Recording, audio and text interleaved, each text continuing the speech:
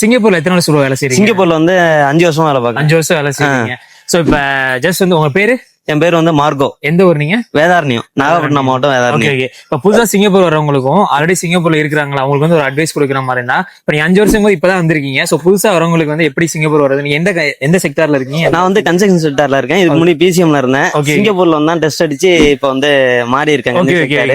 அப்போ கன்ஸ்ட்ரக்ஷன் பத்தி தெரியும். சோ புதுசா வரவங்களுக்கு நீங்க என்ன அட்வைஸ் பண்றீங்க? எப்படி அவங்க மூவ் பண்ணலாம் கன்ஸ்ட்ரக்ஷன் செக்டார்லயோ இல்ல பிசிஎம்? இப்போ ஊர்ல டெஸ்ட் அடிக்க முடியாது. ஓகே. என் ஃப்ரெண்டு வந்து இப்ப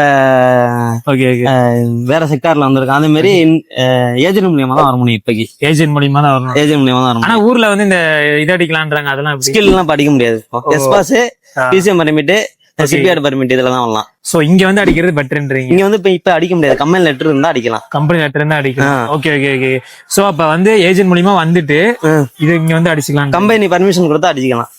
ஓகே. கம்பெனி பர்மிஷன் எல்லாரும் கொடுக்குறாங்களா? கொடுக்க மாட்டாங்க. ஓகே. கம்பெனி வந்து எந்த செக்டார்ல எடுத்துறாங்களோ அதெல்லாம் வச்சுக்குவாங்க. ஓகே.